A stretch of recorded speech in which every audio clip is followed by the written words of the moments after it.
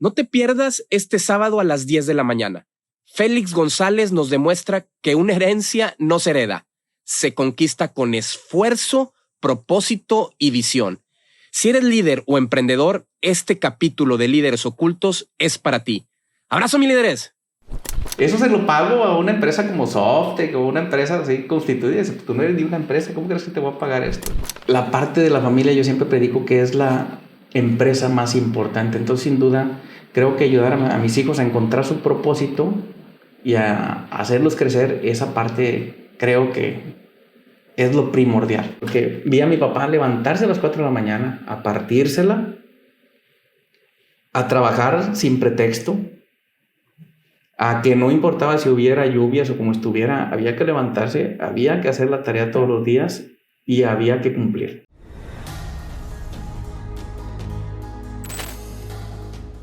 Pues bienvenidos a un episodio más de Líderes Ocultos. Gracias por estar con nosotros.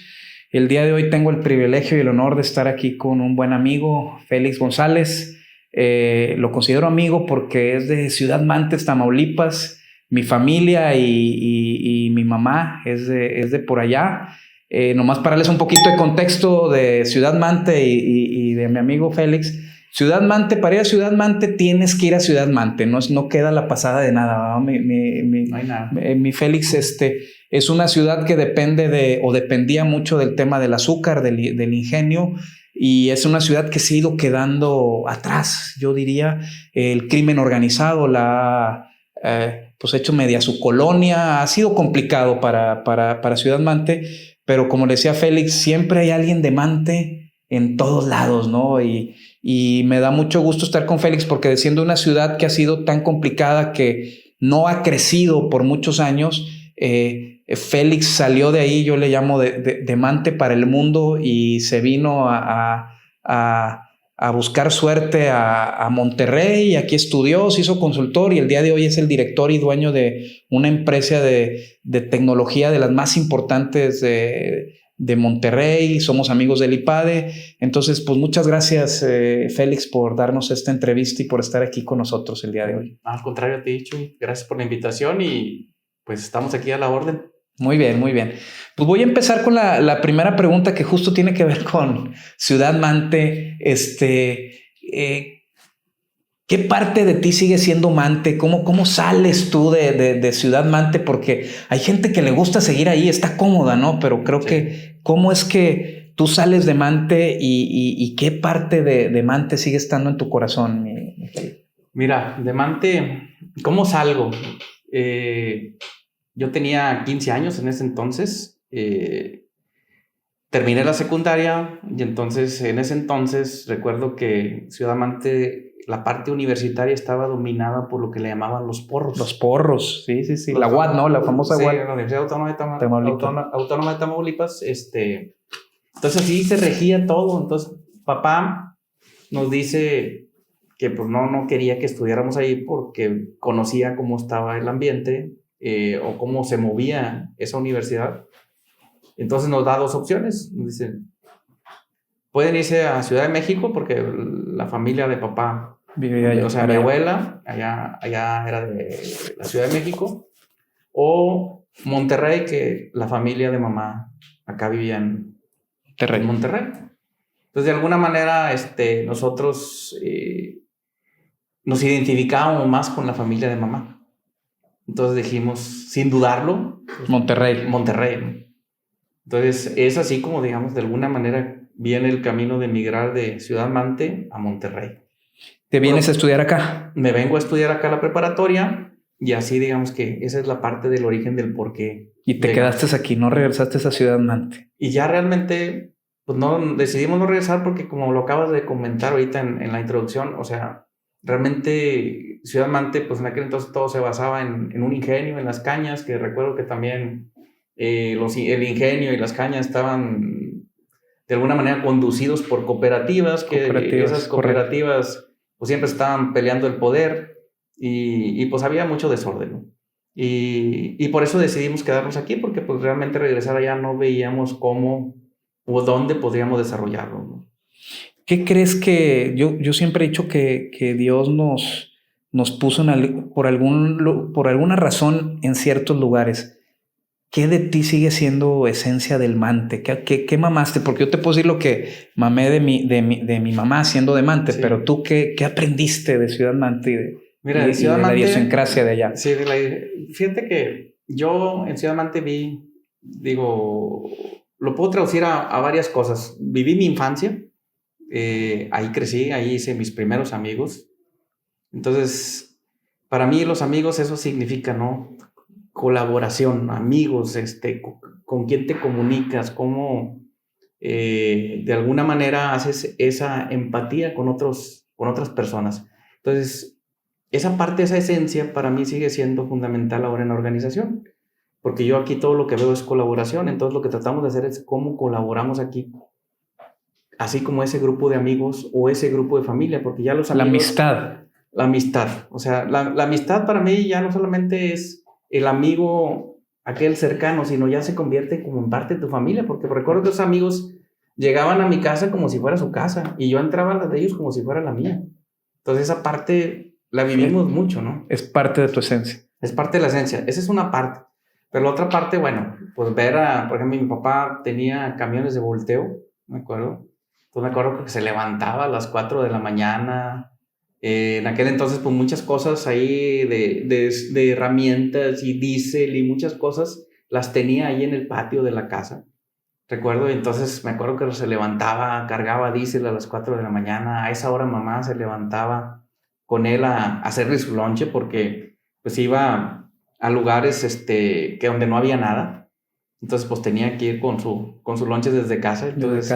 Entonces, ¿eso qué me deja a mí o qué aprendí de ahí o por qué sigue siendo mi esencia? Porque vi a mi papá levantarse a las 4 de la mañana, a partírsela, a trabajar sin pretexto, a que no importaba si hubiera lluvias o como estuviera, había que levantarse, había que hacer la tarea todos los días y había que cumplir. Entonces eso me enseñó a mí el tema de responsabilidad, de disciplina, de no poner pretextos. Y para darles un poquito más de contexto a la audiencia, Ciudad Mante en verano llega arriba de los 50 grados centígrados a la sombra, con humedades del 90%. Entonces, ver a tu papá también trabajar bajo esas condiciones en los camiones, yo creo que te dejó muchos aprendizajes, ¿no? Muchos, sí. E incluso a veces cuando teníamos vacaciones o días libres, nos íbamos con él. Y pues veíamos las condiciones en las que estaba el trabajo, ¿no? Que era un trabajo duro, pesado. Recuerdo el Mante, cuando tú te pones una camisa y allá, ahora sí, con las condiciones que acabas de decir de humedad, realmente sudas, pero sudas de una manera brutal. Entonces yo recuerdo que las camisas se hacían mapitas, todos blanquitas. Pues yo me acuerdo que me metí a bañar, nosotros vivíamos en Ciudad de México, íbamos a visitar a mi abuela Mante, me metí a bañar y me estaba secando y ya estaba sudando de nuevo, ¿no? Es correcto. Esa parte de la humedad hace que sudes de una manera brutal. Entonces estaba tomándonos siempre líquidos también.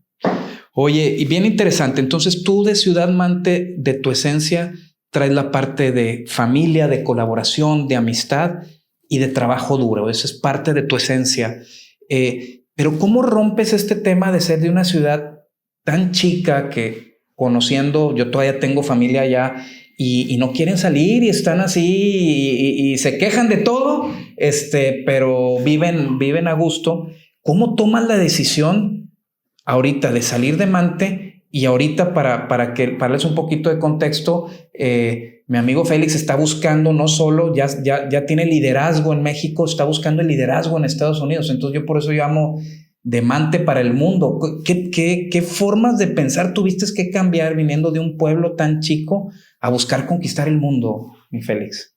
Fíjate que ahorita que me dices venir de un pueblo tan chiquito, eso me hace recordar, digo, ahorita hace ratito hablé de mi padre, pero me hace recordar a mi madre esto porque mamá siempre de alguna manera me inyectó un chip de tú puedes.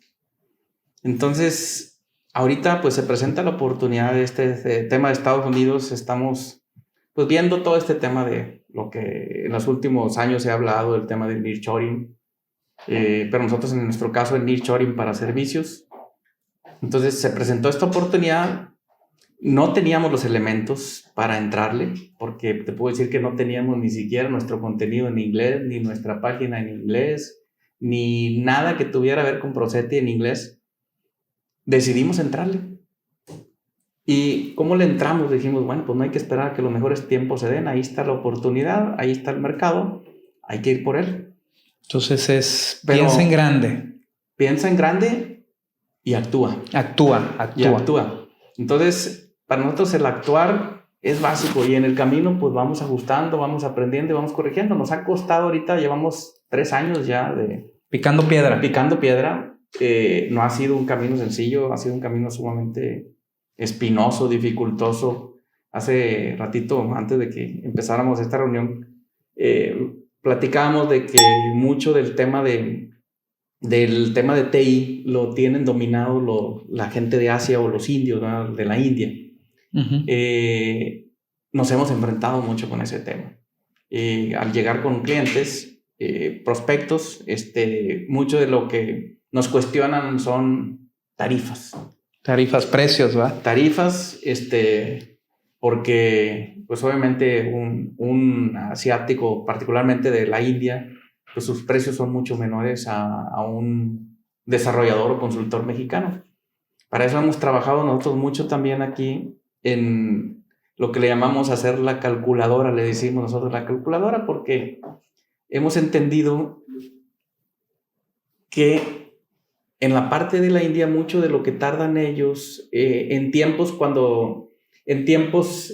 decir, para hacer una tarea que debería ser en muy cortos tiempos, ellos tardan demasiado. Entendimos el porqué de las cosas, ¿no? Entonces hicimos esa famosa calculadora. Entonces ya ahora les decimos a los clientes, mira, si comparas hora contra hora, pues sí voy a resultar más costoso, ¿no? Pero es decir, si tú dices, una hora mía, por decir un ejemplo, vale $50 contra una hora de la India que vale $20, por decir un precio, pues definitivamente, pues si comparas ese contexto o ese único argumento, pues definitivamente somos mucho más caros. Pero si comparas contra eficiencia, entonces resulta que somos más baratos, porque cosas que un indio te podría resolver o debería resolver en 5 minutos, termina resolviéndolos a veces en días. ¿Por qué? Porque hay una comunicación asíncrona, es decir, no están en el mismo uso horario, ¿no? Horario. Entonces, cuando entendimos eso, empezamos a cambiar un poco el concepto. Y la mentalidad del consumidor de Estados Unidos nos sigue costando trabajo. Pero creo que vamos encontrándole el hilito para ver cómo darle la vuelta a ese tema. Y como tú dijiste, aviéntate, a darle. Y estamos pues dándole, ¿no? Ahora sí que esa parte es parte de del ADN que tenemos en la organización, de no buscar que los mejores tiempos se den porque no van a suceder. Hay que ir a salir a buscarlos, hay que aprender en el camino, hay que ajustar y de nuevo ir a buscar, ¿no? Entonces así estamos en esa lucha constante.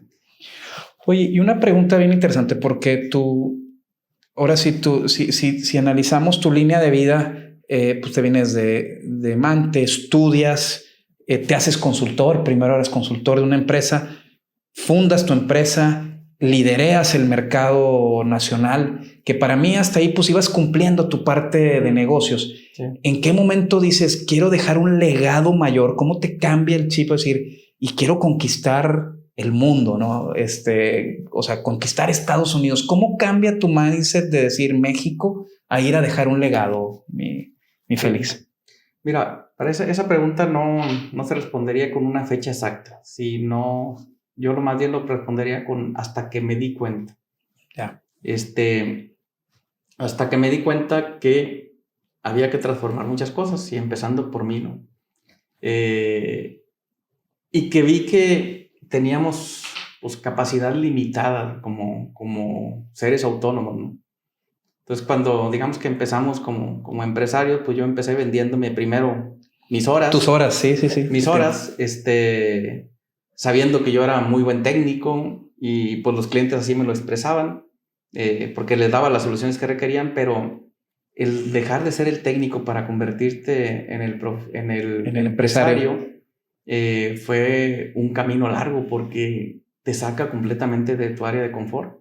Dejas de hacer un trabajo que dominabas para hacer un trabajo que nunca habías, que no nunca tenías habías experto. hecho y ni siquiera tienes idea de cómo hacerlo, ¿no? Sí, es correcto. Yo me acuerdo que mis primeros intentos con un cliente que me contrató como freelance en ese entonces, que voy a venderle, ¿cómo se llama?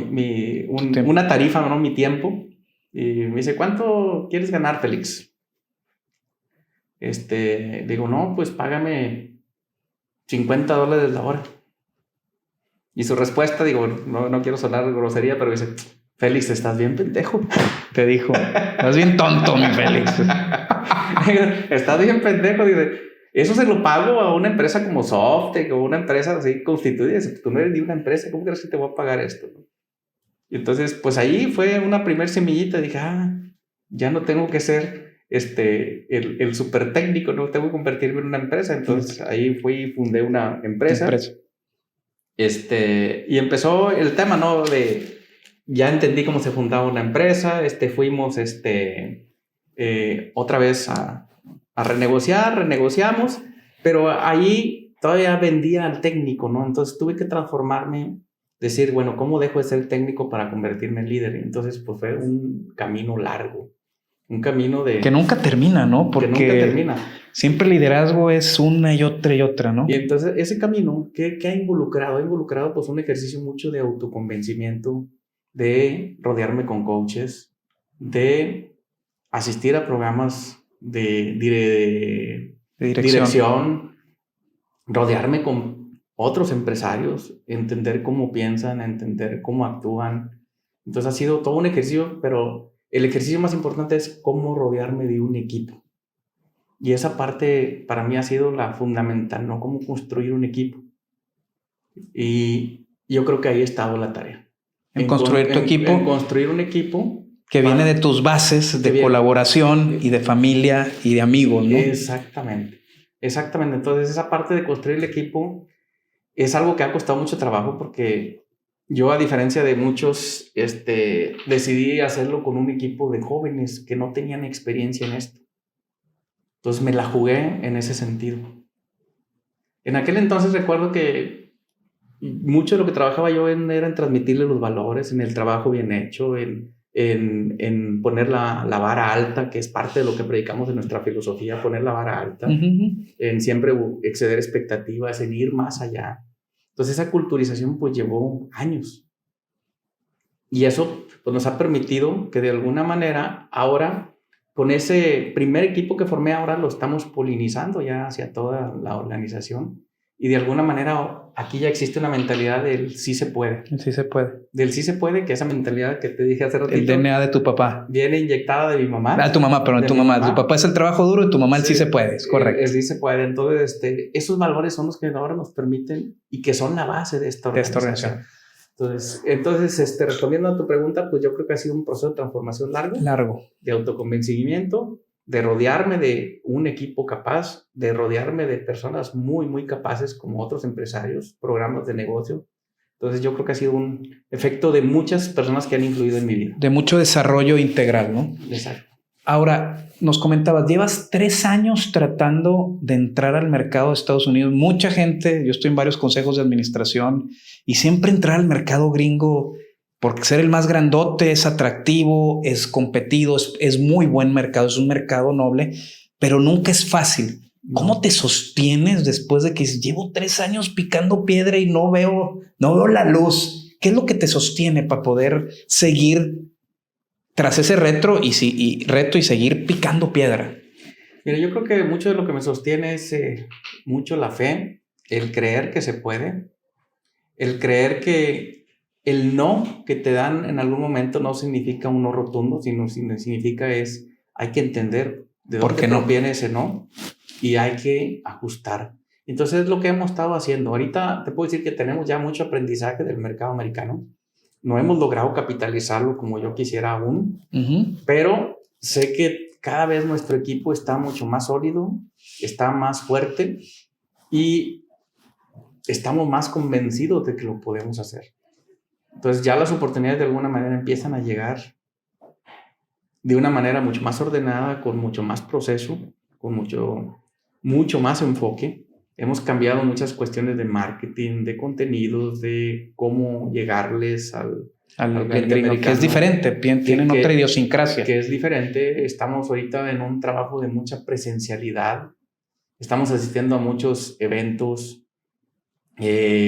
Estamos viendo temas de relaciones públicas. Estamos viendo una serie de cosas a la vez. Además, que creamos un departamento de GemDent, generación de demanda interno, que nos está ayudando a cómo a través de los medios digitales hacerlos visibles a ese mercado, ¿no? Tenemos herramientas automatizadas ahora también en esta parte de inteligencia comercial, que nos ayudan a poder llegar a muchos más tomadores de decisiones en Estados Unidos. Pero sigue siendo un trabajo duro, sigue siendo un trabajo en el que estamos aprendiendo, pero creemos que poco a poco vamos descubriendo esa fórmula y vamos acercándonos cada vez más al cliente potencial. Excelente. Hablabas que algo que te ha sostenido en esos momentos difíciles es tu fe. Sí. Me gustaría hablar un poquito de ese tema, cómo tu fe y tu espiritualidad te ayudan para cuando tienes que tomar decisiones difíciles en el negocio. Fíjate que definitivamente yo todas las mañanas, cuando me levanto, lo que primero que hago también siempre es una oración. Y en esa oración básicamente siempre lo que pido es que me dé sabiduría. Sabiduría para saber tomar las mejores decisiones y siempre cuidando la integridad de las personas. Para mí, lo más importante en este negocio, en esta empresa, son las personas. Y creo que lo reflejamos a través de muchas acciones. Entonces, la integridad de las personas para mí no es negociable, es algo que está por encima de todo. Y eso de alguna manera, si tú lo ves reflejado en la Biblia o en todo lo que nos dice nuestra fe o nuestra religión o en lo que creamos, pues siempre es amar a los demás, ¿no? Amar a los demás. Todas las religiones creo que están basadas en el amor. Deberían de estar basadas en el amor. Exacto. Y entonces creo que cuando entiendes eso, que partes de amar a los demás, pues entonces tienes que trabajar en hacer visible eso a todo tu equipo de trabajo, que son importantes y que no solamente son un número en la organización, que su trabajo es valioso. Realmente te preocupas por ellos y los amas porque te preocupas. Tal vez no eres de los que apapachan, porque a veces la gente confunde que amor es apapacho y besito. Y no, cuando uno se preocupa por los demás, algo que yo comento mucho es, quieres saber qué amas, ve a qué le dedicas tiempo. Y si tú le dedicas tiempo a alguien es que lo estás amando, estás preocupándote por él, ¿no? Es correcto.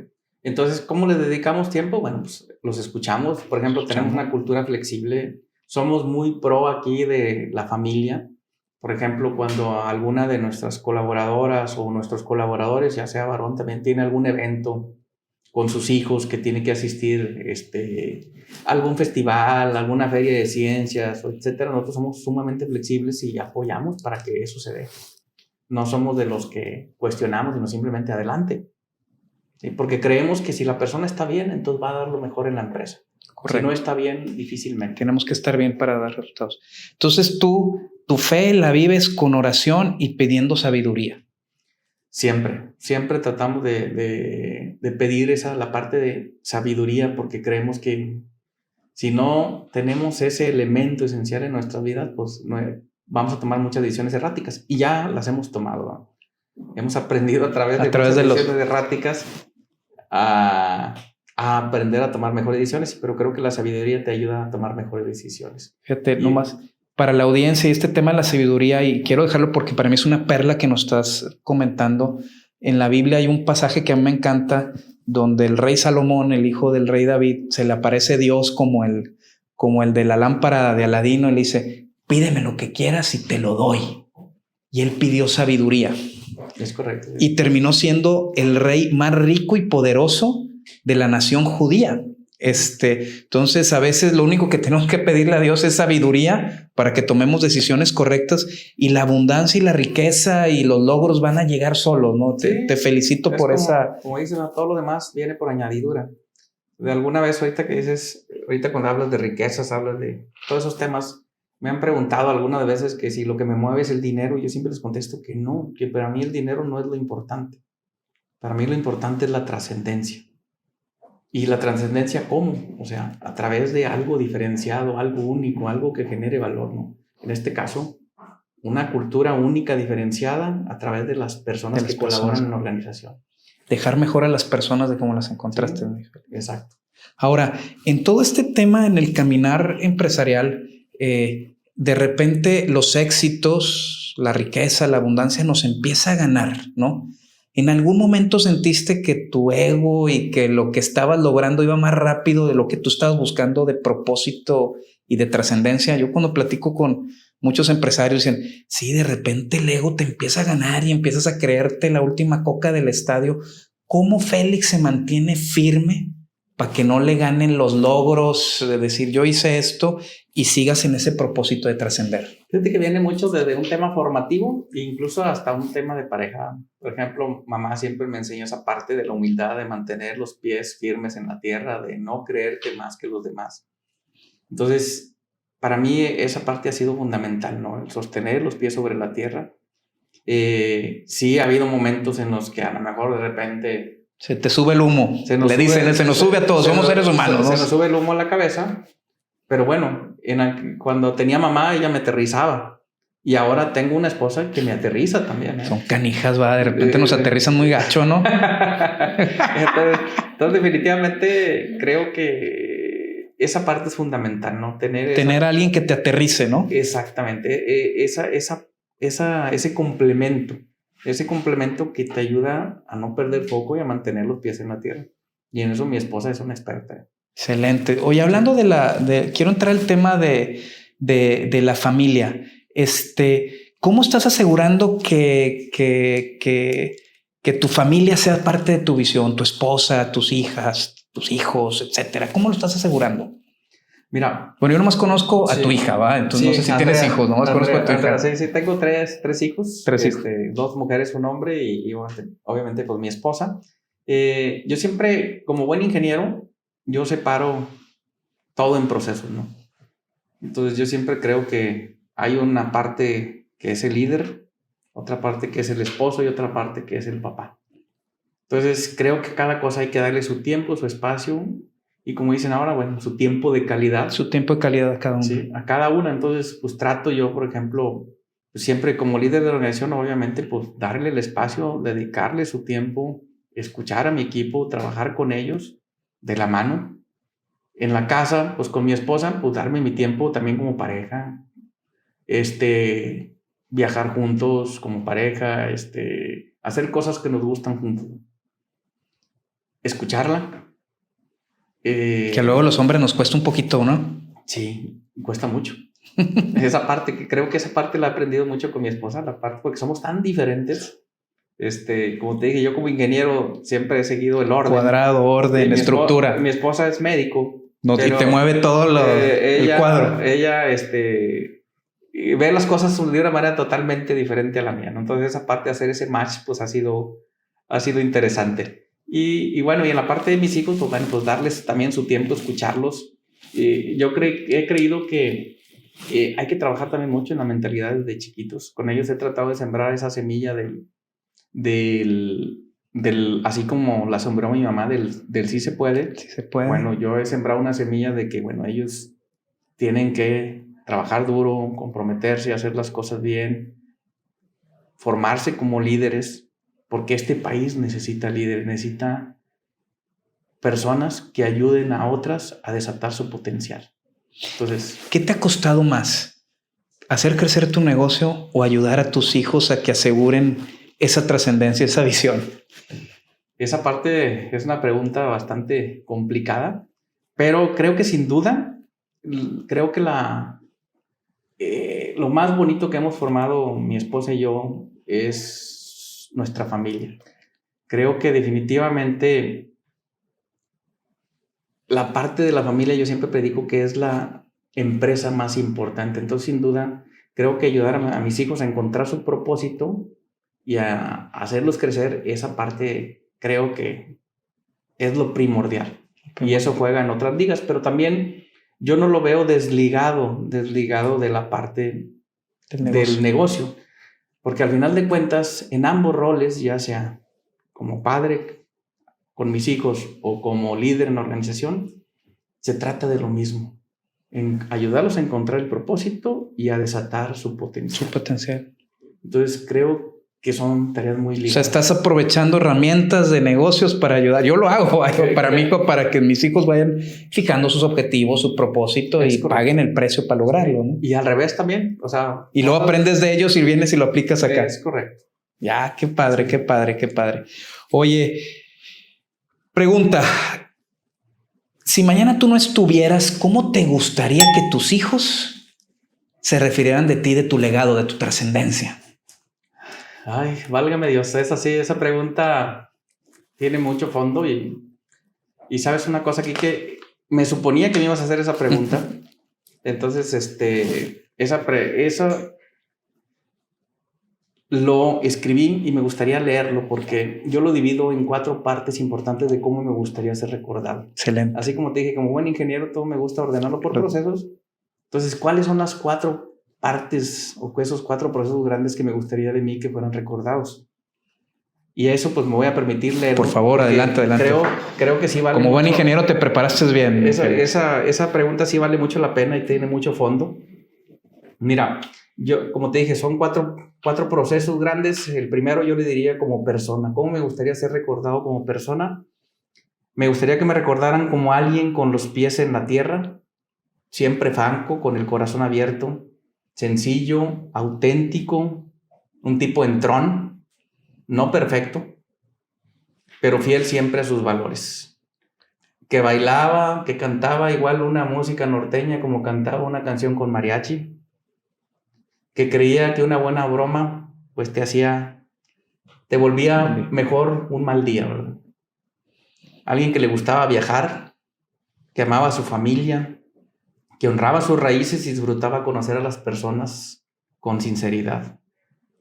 Que no se conformó con lo fácil, que tropezó, pero que siempre se levantó con más ganas. Un hombre que creyó en la vida con todo y sus cicatrices. Sabía que era mejor siempre compartirla con todas las personas que lo rodeaban. Como padre, que es otra de los procesos importantes que te digo, como padre me gustaría que mis hijos digan que me sentían siempre cerca. Que supieron, no porque lo dije, sino porque lo hice, que podían contar conmigo. Que les di herramientas y no atajos. Que les mostré el camino, pero nunca los caminé por ellos. Wow. Que los amé con todo y que no quedó nada guardado. Qué bonito. Como esposo, quisiera que Mireya, mi esposa, diga que no fuimos solo una pareja, que fuimos el mejor equipo, que fuimos ese match perfecto, aún con todas sus imperfecciones. Que construimos lo más valioso juntos, nuestra familia, sin guiones, pero con mucho trabajo, con mucho amor y con mucha ilusión. Wow. Que en ella encontré a mi mejor compañera de vida y que ella siempre tuvo en mí un aliado amoroso. Que el amor fue todos los días, incluso en los días difíciles. Como líder, me gustaría que recuerden que no tuve manual ni privilegios, que solo terquedad positiva, es decir, sí se puede. Esa resiliencia, esa hambre de siempre aprender. Que entendí que liderar no es mandar, es desatar el potencial de los demás. Que la humildad no te quita lo chingón, sino al contrario, te lo multiplica. Que ayudé a otros no por quedar bien, sino porque yo también empecé desde cero. Que mi mayor orgullo no fue lo que logré, sino ver crecer a los que me rodeaban, porque el éxito para mí siempre supo a comunidad, a familia. Y si algún día ya no estoy, ojalá digan esto, ¿no? Que fui un buen ser humano y que justo ahí estaba esa fortaleza, eso que me diferenció, en intentarlo con el corazón, con fe, pero nunca perdiendo los pies de la tierra. Wow. Muy padre, muchas gracias por compartir, Félix, la verdad, muy bien preparado como ingeniero, pero llega al corazón. Me encanta, tengo las últimas 2 preguntas, pero me encanta cómo de tu esencia de Ciudad Mante, de haber aprendido el trabajo arduo de tu papá, el tema de la amistad, el sí se puede, llegas a tener bien claro cómo quieres trascender en los ámbitos, yo creo, más importantes de la vida, que es la familia, la esposa, los amigos y la parte empresarial, ¿no? Y creo que tienes bien claro cómo quieres ser recordado y tu legado. La penúltima pregunta que te tengo es, ¿qué estás haciendo para lograrlo? ¿Y qué te da miedo de no lograrlo? ¿Qué tienes que asegurar hacer para que eso esté en tu lápida? Está bien interesante. Fíjate que hay los miedos que me dan, básicamente, en este momento, si me tocara partir, me gustaría que haya algunos proyectos que son de tema de conciencia social. Y esos proyectos me gustaría que continuaran, ¿no? Y ahorita como Proceti hemos empezado, bueno, ya tenemos algunos años apoyando organizaciones que apoyan, por ejemplo, en este caso, a una asociación que se llama Padrina un Niño, que apoyan a los niños con cáncer. Entonces creemos que eso no es un tema filantrópico, sino que es un tema de humanidad. Entonces creemos en que tenemos que sensibilizarnos y creemos que este proyecto debería ser muy trascendental. Y no solamente aquí en nuestra organización, sino cualquier organización deberíamos estarnos preocupados por el tema social, cómo ayudamos a los que menos tienen, a los que más necesitan, porque realmente pues hay muchas carencias en nuestro país, en nuestra sociedad. Entonces creo que esa parte es bien importante, la conciencia social. Otro de los proyectos que me gustaría que continuaran son temas como también el apoyo a los futuros líderes. Como te dije hace rato, este país necesita líderes, necesita gente que abra brecha y camino para muchas más personas que lo necesitan. Sí. Entonces, ahí estamos también apoyando un programa con el IPADE que se llama Líderes del Futuro. Líderes del Futuro, sí. Que es otro de los programas que también somos patrocinadores para becas. Y compartimos. Y creo que esa parte son de las cosas que me gustaría que continuara. ¿Qué otros miedos me darían si en este momento me dijeran ya llegó, hay que colgar los tenis y hay que partir? Creo que no me gustaría, o me gustaría primero terminar el tema de la formación de mis hijos. Tengo un par de hijos que todavía están, uno en la preparatoria y otra en la universidad, entonces creo que hay un camino ahí. Empezarlos a ver volar, que vuelen. Que quiero verlos volar. Esa es una parte de las que no me gustaría dejar inconcluso. Porque creo que ya la parte formativa, en valores, en sus raíces, su esencia. Humanos, como personas, creo que ya la tiene. Ya la tiene. Más que te gustaría verlos volar. Es correcto. Muy bien. La última pregunta que te tengo es que le hago a todo mundo y la tengo de sorpresa, no viene en el guión. Este podcast se llama Líderes Ocultos. ¿Por qué crees que te escogí como un líder oculto para entrevistarte, mi Félix? Ahorita cuando dices líderes ocultos, me acordé de una frase que me dijo una coach hace tiempo, a quien envió un saludo, a la coach Roble. Me dijo: Félix, invisible no le sirves al mundo. ¿Por qué creo que me escogiste? Porque creo que a lo mejor somos empresas que estamos tratando de diferenciarnos, que estamos tratando de hacer algo único y que de alguna manera estamos causando algún pequeño impacto en algún lado. En mi caso, espero que lo estemos causando con todo nuestro equipo colaborativo, que es con los que estamos trabajando mucho para, como te dije, que desatar ese potencial de las personas. Entonces creo que no sé si esos temas son los que te hayan llamado la atención para decidirlos invitar o... No, mira, te comparto y con esto cierro.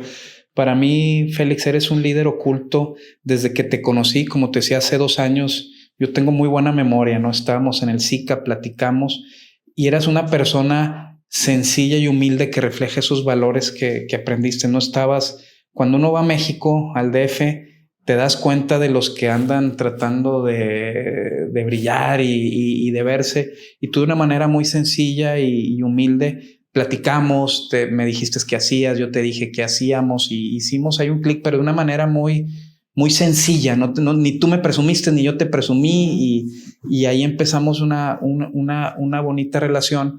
Y conforme, aunque yo no he estado pegado con los proyectos de consultoría que ha tenido mi equipo, me han ido informando de cómo justo lo que tú estás diciendo, y lo puedo corroborar, lo que dice Félix lo hace. Está preocupado por su equipo, por la cultura, porque la gente salga adelante, y no tienes que andarlo presumiendo. No eres una persona que te guste presumir. Creo que lo que dices es lo que haces, y para mí eso es un líder oculto que, como te dijo tu mamá, es sal a hacer, actúa. ¿Sí me explico? Estás actuando sin esperar el reflector o la palmadita o el reconocimiento, y es algo que nosotros valoramos, y es el tipo de gente que queremos entrevistar, porque no quieren el reflector, sino realmente quieren hacer una diferencia independientemente de salgan o no salgan en los medios, ¿no? Y yo quiero felicitarte por tu trayectoria. Se dice fácil, pero los que puedan y estén viendo este podcast, investiguen un poquito de Ciudad Mante. No es fácil salir de Ciudad Mante. Es una ciudad que está muy complicada, y como les dije, de Mante para el mundo, ¿no? Porque salir de un inicio tan sencillo y tan humilde, estar conquistando el mercado de Estados Unidos, se dice fácil, pero lo estás logrando, y estoy seguro que con el sí se puede, que es tu esencia, lo vas a lograr. Y te quiero agradecer mucho tu tiempo y esta entrevista, mi Félix. Muy agradecidos contigo por la invitación, y ahorita que dabas este comentario final, se me vino a la mente la palabra congruencia. Y la congruencia para mí es eso, que todo eso en lo que creemos, todo eso, esa misión o esa visión que tengamos como organización, o esos valores o códigos de liderazgo que predicamos, no sean ese panfleto bonito que se pone ahí para que todos lo vean, sino que tiene que ser algo vivido. Y esa es la congruencia que estamos tratando de hacer. Que lo que decimos con palabras lo sostengamos con acciones todos los días. Muy bien, pues muchas gracias, mi Félix, y muchas gracias a toda nuestra audiencia que estuvieron aquí con nosotros. Espero les haya gustado. Les recuerdo, pueden ver este podcast en el canal de YouTube, en Líderes Ocultos, y espero les haya gustado. Abrazo, mis líderes.